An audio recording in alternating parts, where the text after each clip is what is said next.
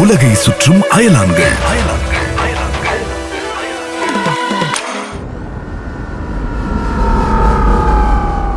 Speaker, நீ பாட்டுக்கு சும்மா இருக்காம போன வெள்ளிக்கிழமை மக்கள் கிட்ட இருக்க ஸ்பெஷல் டேலண்ட்ஸ் என்னன்னு கேட்டுட்ட. அவங்க அனுப்பியிருக்க டேலண்ட்ஸ் எல்லாம் பார்த்ததும் எனக்கே ஒரு நிமிஷம் தலை சுத்திடுச்சு. அப்படி என்ன சொல்லிருக்காங்க? இந்தா நீயே பாசி.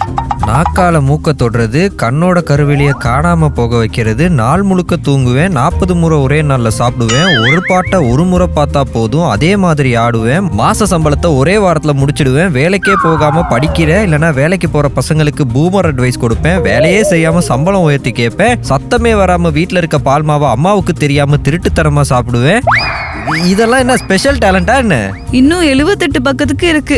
மீதியையும் வாசிக்கிறியா? இல்ல இதுவே போதும். சரி, இன்னைக்கு நம்ம ரேடியோ நம்ம இன்னும் எத்தனை நாள் பூமியில இருப்போம்னு தெரியலல்ல. கடைசியா ஒரே ஒரு முறை கடலுக்குள்ள போயிட்டு வருவோமா?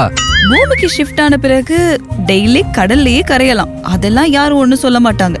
அப்போ இன்னைக்கு கடல் போகலாம். தூமச்சாலே, நாங்க கடலுக்குள்ள குதிச்சிட்டோம்.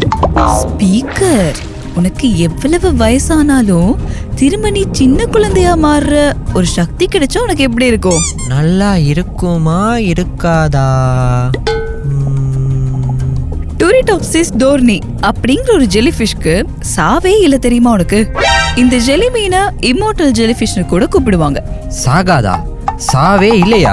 யூ மீன் கண்ணீரஞ்சலி போஸ்டர்ல பிறப்பு மட்டும்தானா இருக்கும், இறப்புன்னு ஒன்று இருக்கவே இருக்காதா? அப்படிலாம் இல்ல ஸ்பீக்கர். இந்த இம்மோர்டல் ஜெலிஃபிஷ்க்கு ஸ்ட்ரெஸ், வயது மூப்பு இல்லனா காயம் ஏதாச்சும் ஏற்பட்டா மெடுசாவிலிருந்து பொலிப் நிலைக்கு போயிடும். Medicine lollipop. அச்சோ speaker, egg, larvae, polyp, medusa, இதுதான் இந்த இம்மோர்டல் ஜெலிஃபிஷோட வளர்ச்சி பாதை.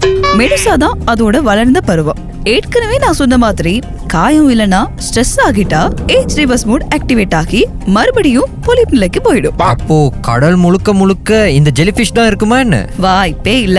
மற்ற கடல்வாழ் உயிரினங்களுக்கு இந்த ஜெலிஃபிஷ் சாப்பிடுறது ரொம்ப பிடிக்கும். அதனால இம்மோர்டல் ஜெலிஃபிஷ்க்கு இயற்கையான இறப்பு கிடையாது. அதிசயம். ஆனால் அதிசயம். மருத்துவர்கள் இதை வச்சு ஆராய்ச்சி பண்ணிட்டு தான் இருக்காங்க. இத மனிதர்களுக்கும் அப்ளை பண்ணி மரணத்தை வெல்ல வைக்க முடியுமான்னு. அதான பார்த்தேன். எங்கடா கதைக்குள்ள இன்னும் மனிதர்கள் காணமேன்ட்டு.